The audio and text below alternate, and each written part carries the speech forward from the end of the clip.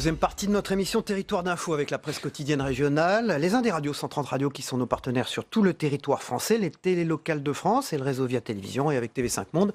Et l'invité politique en direct ce matin sur ce plateau, c'est Hervé Morin. Bonjour Hervé Morin. Merci d'être notre invité ce matin. Vous êtes président de Région de France, président des présidents de région et président de la région Normandie. J'y étais. Quand même, parce que là, si vous oubliez la Normandie, là, on va être fâchés. Une véritable marque. Pardon ? Une véritable marque. Vous savez que c'est la deuxième région la plus connue au monde, et avec un imaginaire absolument extraordinaire. Il n'y a rien de négatif dans le monde entier quand on parle de la Normandie. Il faut vous interroger à mes côtés ce matin. Et quand n'importe où vous êtes dans le monde, si vous dites « je suis en Aquitaine », personne ne sait où c'est. Je dis « je suis en Normandie », tout le monde sait où c'est. Je dis ça parce qu'il est bordelais. Ça commence bien. Ça commence bien. Oriane Mancini pour vous interroger ce matin, spécialiste politique. Bonjour Oriane. Bonjour. Et Pascal Jalabert qui dirige le bureau parisien du groupe EBRA, c'est 9 journaux régionaux et qui est présent sur ce plateau ce matin pour l'Est républicain et le républicain lorrain. Hervé Morin et Emmanuel Macron remontent dans les sondages. On dit quoi? Merci le débat national. C'est une récompense du courage du président d'être allé devant les maires. Il mouille sa chemise, le président de la République. Il est récompensé par les sondages. Oui, de toute façon, il n'a pas d'autre choix que celui-ci. Très clairement, il y a une fracture gigantesque entre le chef de l'État et les Français. J'ai jamais entendu des compatriotes s'exprimer ainsi en parlant du président de la République, avec une violence incroyable. Et pas simplement des gilets jaunes et des plus réfractaires. Et donc, il y a un immense travail de reconquête. Parce que s'il n'y a pas les éléments de la confiance, il sera compliqué. Il commence à y arriver, là ? Ouais, enfin, il y a du chemin. Et puis, il va falloir... il ne faut pas d'erreur, il ne faut pas heurter à nouveau, il ne faut pas mépriser à nouveau par une mauvaise formule. Donc, il y a un chemin gigantesque. Et puis, au bout du compte, il y a surtout le mois d'avril, c'est-à-dire le moment où il faudra faire la synthèse de tous ces débats, de toutes ces propositions, avec des contradictions absolument gigantesques. Et là, le risque, c'est d'être déceptif, en sachant qu'il faudra aussi un geste politique qui signifiera le tournant du quinquennat. Est-ce que c'est un changement de gouvernement? Est-ce que c'est le retour devant les électeurs pour l'Assemblée nationale? Mais il faudra pour vous, ça doit être quoi ce geste politique? On verra. Tout dépendra de la situation sociale. Est-ce que la France retrouvera les voies de l'apaisement? On peut estimer qu'un changement de gouvernement ou un remaniement en profondeur suffira. Soit le calme ne sera pas revenu et il faudra dire aux Français: prenez votre destin en main, et c'est le suffrage universel qui décidera. Mais quoi qu'il arrive, vous dites le débat ne suffira pas, il faudra quelque chose derrière? S'il n'y a qu'un débat, alors là, c'est le cauchemar, mais personne ne peut imaginer que c'est cela. La question, c'est comment synthétiser la demande de services publics, la baisse de la dépense publique, les baisses d'impôts en tout genre, qui vont de la CSG en passant par les charges sociales, en passant par l'ISF, en passant par la réindexation des retraites. C'est une équation où on voit bien qu'elle est très compliquée à mettre en œuvre. Pascal Jalabert. Oui, ce week-end, donc, y compris chez vous, à Caen et à Rouen, il y a encore des interpellations, des commerçants mécontents, beaucoup de gilets jaunes. Que dites-vous aux gilets jaunes ce matin? Il faut arrêter? Je leur dis, moi qui ai soutenu leur cause dès le départ, je leur dis, il y a un moment où il faut faire confiance au débat et aux échanges. On ne peut pas être dans le procès d'attention. Bon, ok, ceux qui manifestent ne voteront pas Macron aux prochaines élections, ils n'ont probablement pas voté Macron à l'élection précédente, mais je dis, stop aux violences, laissons le temps au débat, et puis après, il sera toujours temps pour les uns et les autres d'en tirer les conséquences. Alors, vous avez assisté, vous, au premier débat d'Emmanuel Macron, puisque c'était dans votre région. Dans mon département. Et dans votre département. Est-ce que vous dites finalement, oui, ce débat est utile? Est-ce que les maires que vous avez vus vous ont dit qu'il avait servi à quelque chose? Oui, je crois que les maires ont été plutôt séduits. Vous savez, il a du talent, le président républicain. En plus, il s'est livré à un exercice qui était un exercice de proximité. Un président de la République dont on disait qu'il était hautain, éloigné, souvent méprisant, irrespectueux à l'égard des Français modestes. Et donc il s'est livré à un exercice avec une très belle mise en scène, qui était d'ailleurs une mise en scène qui était celle de Bruno Le Maire pendant la campagne des primaires. Donc on voit bien que Sébastien Lecornu a été l'acteur de tout cela. C'était assez piquant de voir le président de la République autour des maires, lui qui pendant 1 an et demi n'a pas calculé les corps intermédiaires et notamment les territoires. Alors qu'au même moment, François Baroin et Dominique Bussereau durant ces 18 mois, lui expliquions qu'il fallait au contraire s'appuyer sur cette démocratie de proximité pour rendre le système plus efficace, pour donner de l'oxygène au pays, pour permettre d'innover et d'expérimenter, on avait un système qui n'avait jamais été autant tenté par la centralisation excessive, dont on sait que ça ne marche pas. Mais c'est bien que vous avez écouté. Et donc, ouais, mais c'est 18 mois perdus aussi. C'est 18 mois perdus. Tous les pays européens sont construits sur ce modèle de l'autonomie des territoires pour les politiques de proximité, parce que c'est aussi un moyen de construire de la démocratie, parce que ça veut dire de la participation, ça veut dire de la co-construction. Moi, toutes mes politiques régionales, je les ai co-construites. Je les bâtis avec celles et ceux auxquels elles s'adressent. Et on voit bien que cela n'est pas possible quand il s'agit de l'État, sachant que l'uniformité est l'ennemi de l'efficacité. Quand vous avez des politiques uniformes sur des territoires qui sont tellement différents, vous avez au bout du compte, à coup sûr, un sentiment d'injustice et un sentiment d'inefficacité. Alors, en parlant de politique uniforme, en Normandie, Emmanuel Macron a semblé ouvrir la porte à un assouplissement des 80 km/h qui, jusque-là, sont appliqués de manière uniforme sur le territoire. Est-ce que vous dites, enfin, on écoute les territoires? Les élus avaient fait remonter leurs préoccupations sur cette c'était notre mesure. proposition depuis le début, en disant les routes sont sous l'autorité des départements, le préfet a le pouvoir de police, construisons un système dans lequel on fait une table... président de département et préfet décident ensemble des routes qui sont accidentogènes sur lesquelles on met le 80 et les autres on maintient 90. C'était tellement simple, mais c'était tellement contraire à l'idée que de toute façon les élus ce sont des démagos, des incompétents dans le meilleur des cas. Et donc confier quelque chose aux élus pour la technocratie régnante de ces 18 premiers mois de la Macronie triomphante, c'était quelque chose d'impossible et d'inconcevable.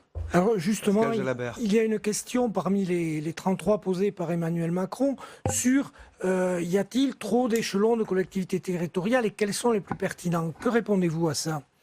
Surtout qu'il y a besoin d'économie. Écoutez, il y a besoin d'économie, oui. Je suis tout à fait d'accord avec vous. Et il y a un moyen très simple d'en faire. C'est d'arrêter d'avoir d'un côté des services de l'État et des services décentralisés. En clair, on a décentralisé massivement depuis 40 ans, mais l'État a conservé des bribes de compétences dans des champs de compétences ou des domaines dans lesquels on est les premiers acteurs. Et donc, moi, je n'arrête pas de dire au président de la République qu'il y a un système très simple. Soit on considère que c'est l'État complètement, soit on considère que c'est les territoires complètement. Déjà, on va très largement simplifier le système. Je prends un exemple simple. Quasiment tout le soutien à l'économie et aux entreprises, ce sont les régions qui ont la main. On avait maintenu au sein des directions du travail, pour faire simple, un pôle économie. L'État a décidé de le supprimer. Très bonne idée, puisque globalement, tout est géré par les régions. On les a supprimés. Est-ce qu'on a perdu en efficacité? Non. Est-ce que les régions ont été obligées de recruter du monde? Non. Ça prouve qu'en clair, on avait maintenu un service au sein de l'État dont la valeur ajoutée était tellement considérable qu'on n'a pas créé un poste de plus dans les régions. Et donc il faut que sur chaque sujet, on ait cette même règle. Quand on gère les crédits européens, on ne peut pas avoir un système dans lequel il y a les régions qui gèrent l'essentiel, mais où l'État a conservé des bribes d'instruction qui fait qu'au bout du compte, tout ça ne marche pas. Il y a 700 millions d'euros dans la nature que les régions n'ont pas et l'État n'ont pas consommé, qu'il va peut-être falloir rendre à Bruxelles. C'est dommage quand même. Écoutez, en Normandie, on ne rend rien. Deuxièmement, la question, elle est extrêmement simple, c'est qu'on a bâti un modèle qui ne marche pas. Pourquoi? Parce qu'on a exactement fait ce que je dénonçais il y a quelques instants. Je prends les dossiers sur l'agriculture.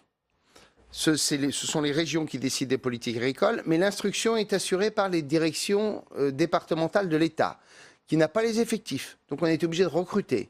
Et enfin, le paiement est effectué par un service de l'État dont le modèle informatique a dysfonctionné lourdement pendant 3 ans. 3 ans.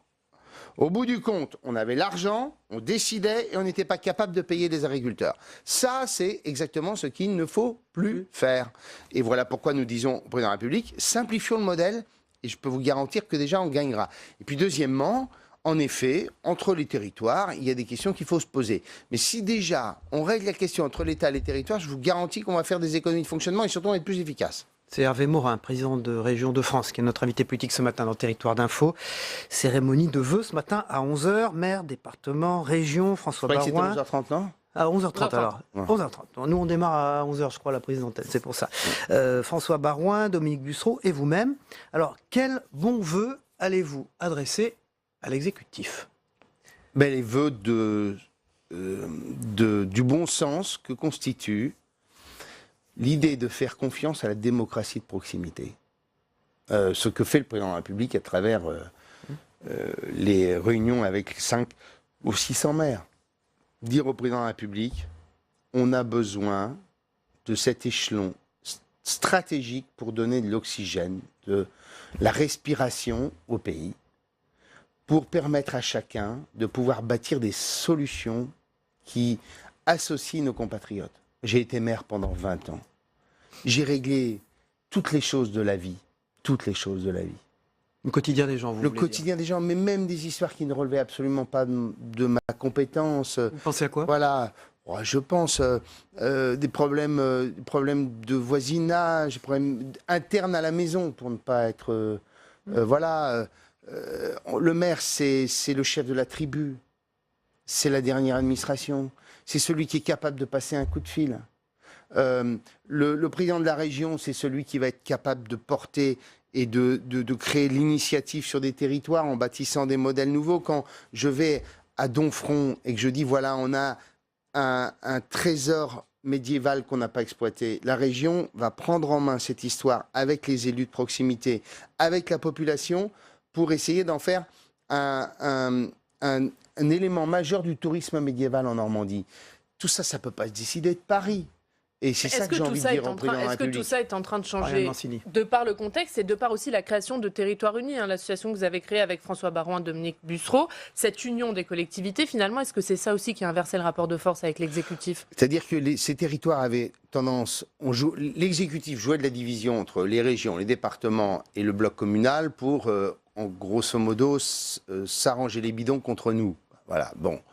Le jour où François Baroin, Dominique Bussereau et votre serviteur se sont retrouvés ensemble à Marseille sur mon initiative, quand nous avons fait le congrès des régions de France pour dire ça suffit, désormais, il faut entendre cette démocratie de proximité, il faut entendre cet échelon qui est capable d'initiative, d'énergie, le rapport de force a changé. Et puis malheureusement, on a eu l'éclatement, du moins, c'est ce mouvement social majeur qui fait qu'aujourd'hui, je l'espère, l'exécutif comprendra qu'il faut inventer un nouveau modèle. Pascal Jalabert. Êtes-vous favorable à un modèle un peu à la carte, comme l'avait dit le président pendant sa campagne, avec à certains endroits le département, d'autres la métropole, d'autres la région un peu plus forte? Est-ce qu'il faut aller vers ça? Écoutez, moi je prends un exemple concret pour que je comprenne, parce qu'on est entre nous. Oui, c'est un peu compliqué. Voilà. Moi je dis, je souhaite expérimenter la prise en main du service public de l'emploi. Pourquoi? Parce que je suis confronté à une région qui a des très bons indicateurs économiques, tant mieux, parce qu'on a mis en place un écosystème régional, je crois, très favorable, que les acteurs économiques d'ailleurs saluent tous. Et de l'autre, j'ai des dizaines de milliers d'emplois non pourvus, 21 000 dans l'industrie par exemple. Et j'ai besoin d'avoir un système dans lequel je veux prendre la main en totalité sur toutes celles et tous ceux qui participent à la question de l'emploi. C'est une expérimentation qu'Alain Rousset en Aquitaine veut aussi mener, que François Bonneau veut aussi mener dans la région centre. Donnons la chance d'expérimenter cette histoire. Ailleurs, je prends la région Grand Est, le président de la région veut, lui, prendre la main sur la totalité du réseau routier. Donnons cette chance. Faisons en sorte que les territoires sont en capacité d'innover, d'expérimenter des modèles nouveaux. Hervé Morin, on va parler de l'affaire Benalla, puisque vous savez que les auditions avec Alexandre Benalla ont lieu au Sénat cet après-midi. Oui, à partir de 14h, Alexandre Benalla sera de retour devant la commission d'enquête sénatoriale. Qu'est-ce que vous attendez de cette audition? Moi, je cherche toujours à comprendre pourquoi il est protégé ainsi. Voilà. Protégé par qui? Par Emmanuel Macron? Par l'exécutif. Écoutez, faut pas qu'on me raconte d'histoire. Je comprends, je sais très bien que on ne soit pas forcément en train d'être très attentif sur la distribution de passeports. Mais il y a quand même là, quand on a affaire à une telle crise au sommet de l'État, en général, après, on est très, très, très, très attentif sur cette personne. Bon. Et qu'il puisse continuer à se balader avec des passeports diplomatiques, des téléphones cryptés. Vous avez été, vous, un ministre, Oui, hein, c'est vous pour avez ça. été Oui, c'est dans pour les ça. rouages de l'exécutif. Est-ce qu'aujourd'hui, vous dites que c'est un dysfonctionnement propre à Emmanuel Macron? Finalement, ce sont des dysfonctionnements anciens et peut-être plus larges? D'une part, la logique, c'est de faire appel au service de l'État pour gérer sa propre sécurité. Bon, il y a un service pour ça. On ne voit pas pourquoi tout d'un coup, il faut aller embaucher des gens du privé pour faire le même boulot. Donc, après, on peut estimer que la compétence est un peu inférieure. Même s'il a participé à la campagne électorale. Et donc, moi, mon sentiment, il est simple, c'est que ce monsieur a plein de petits secrets sur la vie Macron, en quelque sorte, et que le risque, c'est qu'un jour ou l'autre, il déballe ses secrets, et que pour cela, on le protège un peu pour s'éviter ce genre de choses. Donc aujourd'hui, C'est vous que dites ça. qu'on est face à une affaire d'État? Mais je pense que non, je pense que c'est la vie quotidienne. Voilà, on a tous ses qualités, ses défauts, et qu'on n'a pas envie qu'un jour, parce que cet homme a le sentiment d'être menacé, il mette tout ça sur la place publique. Pascal Jalabert. Autre...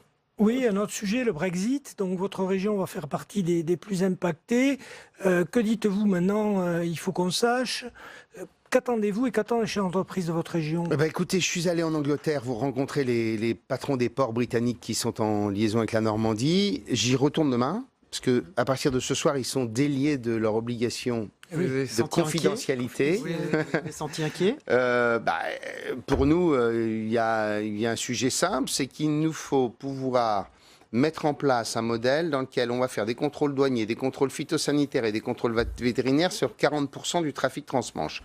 Tout ça avec des ports qui ne sont pas adaptés, avec des douaniers qui ne sont pas là et des vétérinaires qui n'ont pas été recrutés en nombre suffisant. Ça va coûter cher. Les Français vont découvrir à quel point l'Union européenne, ça a des vertus, parce que ça va avoir des conséquences, rien que pour la région. Le fait de mettre en place les équipements dont on a besoin, c'est 30 à 40 millions d'euros. Vous y mettez les centaines ou les milliers de fonctionnaires qu'il va falloir créer. On voit les vertus de l'Union européenne avec des choses très simples que les gens n'intègrent même pas. C'est que, par exemple, il y a un système de licence pour pouvoir être chauffeur poids lourd. En clair, quand vous êtes français et que vous traverserez le transmanche, vous serez obligé de donner les clés de votre camion parce que vous n'aurez pas le droit de circuler sur les routes d'Angleterre. Donc vous voyez bien que l'Union européenne a quand même toute une série de vertus, c'est qu'elle facilite les échanges, elle réduit les coûts.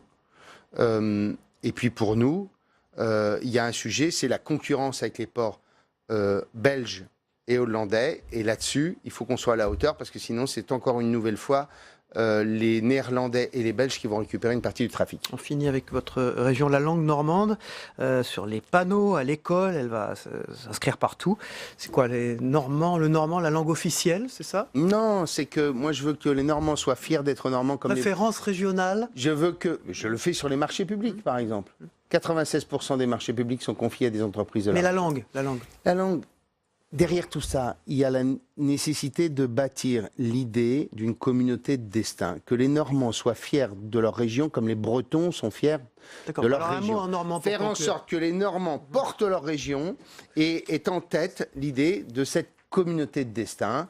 Et on a un héritage culturel, Dites-le-nous en patrimonial. En normand pour finir. Boujou. Oui, et alors? Ça veut dire bonjour. Bon, non, on dit au revoir là pour le coup. Merci Hervé Morin d'avoir été notre invité. Vous êtes président de Région de France. Vous faites vos vœux en compagnie de François Baroin et Dominique Bussereau et ce sera en direct sur cette antenne à 11h30 ici au Sénat tout à l'heure. Merci Tout à l'heure. beaucoup. Patrice Moyon, Luc Laventure suivent dans un instant avec le débrief de l'actualité.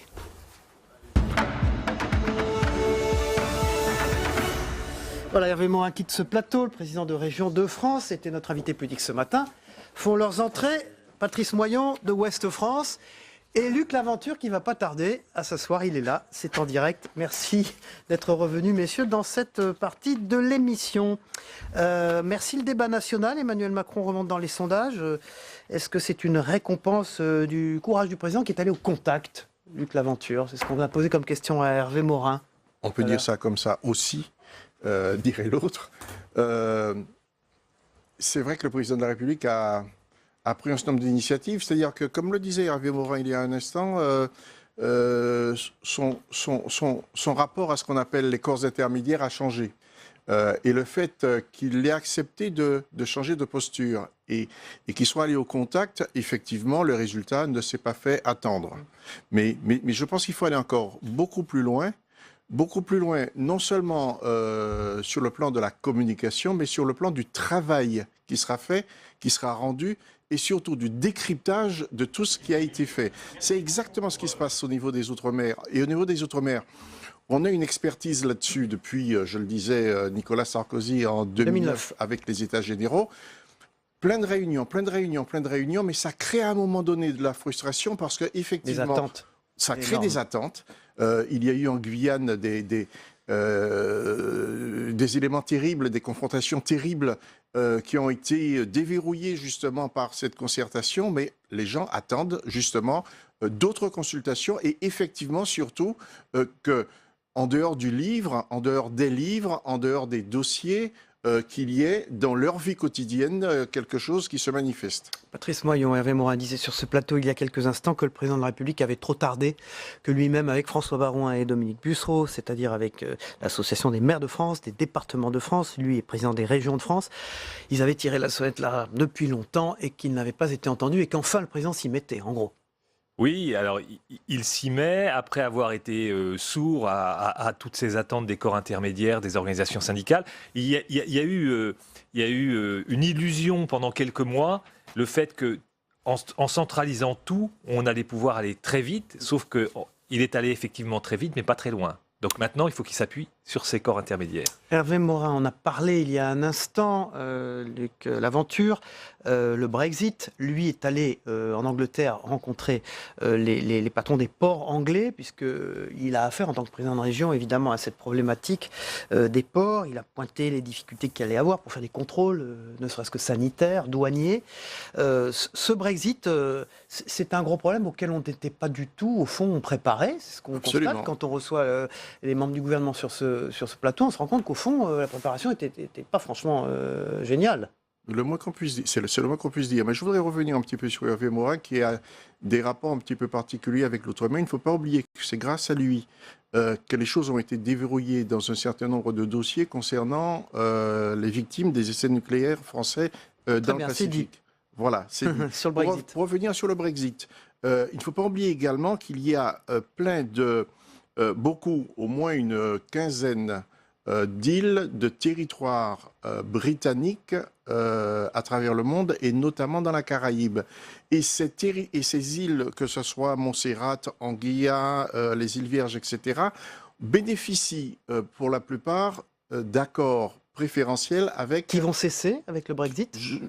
Ce sera en discussion certainement et ça pose un véritable problème. Et exactement comme pour les villes hexagonales, ça pose des problèmes de douane, de relations douanières et de relations phytosanitaires. Patrice Moyon, Sunderland, la brexiteuse ne regrette rien ou presque rien. Oui. C'est un papier dans Ouest France aujourd'hui. C'est la ville ouvrière du nord-est de l'Angleterre qui avait voté à 61,3% pour le Brexit. Effectivement, pour l'instant, elle ne regrette rien ou presque rien, mais elle pourrait regretter dans quelques semaines parce qu'on voit bien, l'Union européenne, c'est comme l'air qu'on respire, on n'y pense pas. Et là, on voit que très concrètement, par exemple, l'usine Nissan, c'est 7 000 emplois, 35 000 emplois directs. On voit que l'industrie automobile anglaise, c'est 1100 camions, il y a 2 heures de stock de pièces détachées. Donc à partir du moment où le lien va être rompu avec l'Union européenne, ça va être extrêmement compliqué et personne n'est prêt. Personne n'est prêt en Grande-Bretagne, personne n'est prêt non plus en France. Alors cette ville, Sunderland, vous dites, elle regrette presque rien. Pourquoi ça commence, la prise de conscience, commence à se dire peut-être que ça a été une grosse erreur? On voit bien que les esprits sont en train quand même d'évoluer. Il y a cette illusion, il y a cette idée que finalement, on a tellement vendu l'idée que l'Europe c'était pire que tout et que la vie serait enfin beaucoup plus confortable. Et puis là, on voit que c'est pas si simple. Luc Laventure, Theresa May, elle présente son plan B. Les députés sont en embuscade, y compris dans son propre parti. Ils l'ont secoué assez fort d'ailleurs. Ils l'ont secoué assez fort, mais ça pose, on en parlait il y a un instant encore, ça pose le problème de quel type de démocratie. Démocratie directe, est-ce que quand quelqu'un ou quand les peuples demandent quelque chose, un référendum, est-ce qu'il n'y a pas un temps de préparation, un temps de latence, un temps de réflexion et le Brexit et également cette faille de fracture qui s'ouvre sur le plan national pose le problème de, effectivement, quel type de démocratie comment prendre une décision? Est-ce qu'il faut la prendre à chaud? On vote pour le Brexit. 2 semaines après, les mêmes personnes qui ont voté se disent mais on n'avait pas tout à fait compris et il faut remettre le couvert. Donc ça crée un sentiment de malaise. La difficulté de la démocratie directe, c'est qu'elle a du mal à prendre en compte la complexité. Donc on consulte les citoyens, mais ils vont s'exprimer sur des choses qui les concernent directement. Et la démocratie représentative, elle a l'avantage quand même de traiter les dossiers dans le fond. Et je pense qu'il y a une bonne réponse, c'est ce que proposait Hervé Morin tout à l'heure, c'est effectivement réenraciner la démocratie sur les territoires. Dans les territoires. Parce qu'elle permet aussi de responsabiliser tous les acteurs. Elle permet de mieux expliquer les enjeux. C'est intéressant ce que vous nous avez dit sur évidemment le Brexit qui va impacter aussi en Outre-mer. Partout. Les îles, enfin les territoires anglais d'outre-mer. Absolument, c'est-à-dire que c'est quelque chose qu'on avait traité, qui m'avait surpris, et qu'on avait traité il y a 2 ans dans Outre-mer 360, le fait qu'effectivement, en 2013, il y a eu un accord avec l'Union européenne pour donner de l'argent, pour essayer effectivement de voir comment on peut, sinon subventionner, aider les îles anglophones là-dessus. C'est quoi les îles anglophones les plus importantes? On peut dire Montserrat, les îles Vierges et Anguilla. Voilà. Merci Luc. L'aventure Outre-mer 360, c'est une télévision et un site Outre-mer d'avoir été notre invité ce matin. Merci Patrice Moyon de Ouest France avec ce papier Sunderland. La Brexiteuse ne regrette presque rien. C'est une petite ville du nord de l'Angleterre qui va évidemment, après avoir voté pour le Brexit, avoir à faire face aux conséquences de ce vote. Merci à vous. On passe au Zap Matin. C'est le Zap Matin de Christophe Combarieux. C'est ce qui s'est passé hier soir dans les journaux télévisés, les émissions politiques et aussi chez nos confrères dans les autres matinales d'infos ce matin. On regarde ensemble. On se retrouve après. À tout de suite. À l'image de Fidel Castro, qui discourait pendant 7 heures d'affilée, M. Macron a fait son show, volontairement entouré d'élus saints de bleu, blanc, rouge, triés sur le volet, tout ça. L'image était propre. Moi, j'en peux plus, moi, des débats, des assises. Dans ma vie publique, j'en ai traversé. Bon. Comme celui-là, c'est inédit. Oui, c'est inédit dans le sens de la quantité, puisque l'objectif est de dépasser Fidel Castro, faire des débats qui durent 6h30. C'est étrange de démarrer un débat national par un monologue de 6h30. Je vous assure, ça existe dans d'autres pays et en général, c'est très mal vu quand on est démocrate. Et pourtant, il paraît, quand on regarde les sondages, que c'est le début d'une opération reconquête pour le président de la République. On a l'impression qu'il recommence une élection présidentielle. Il faut dire que la chute est particulièrement sévère. Il a quand même répondu à toutes les questions. Ouais. C'est quand même impressionnant. Ouais, impressionnant. Là, il n'a rien laissé de côté, même les questions... Même si on n'aimait pas Macron. Voilà, on est obligé de dire qu'il est quand même très fort. L'exercice en soi d'Emmanuel Macron avec les maires, il est intéressant, il peut même être bon. La question, c'est pas de savoir s'il a été bon ou mauvais. D'ailleurs, Emmanuel Macron n'a jamais été aussi bon que dans la séduction. Mais je ne veux pas non plus réduire ces échanges qu'à de la séduction. Il y a quelque chose qui est de l'ordre de la réparation narcissique. Le président de la République a essuyé des colibés, des critiques, des sifflets, sa popularité a baissé. Il a besoin certainement de restaurer sa propre confiance. Et quels seront les grands sujets? Je pense le grand débat aujourd'hui dans le pays. On a tous compris, et moi le premier qui vit dans le département de la Drôme, moi je comprends la souffrance.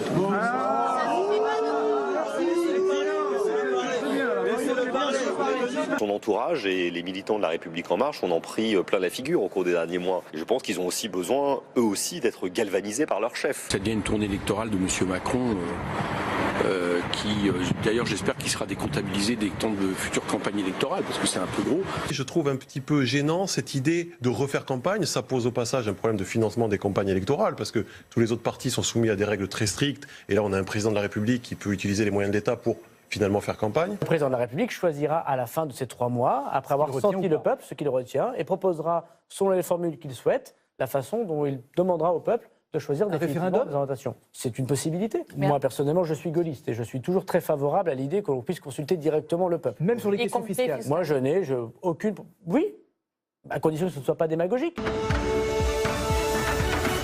On poursuit notre émission. 3e partie dans un instant. À tout de suite.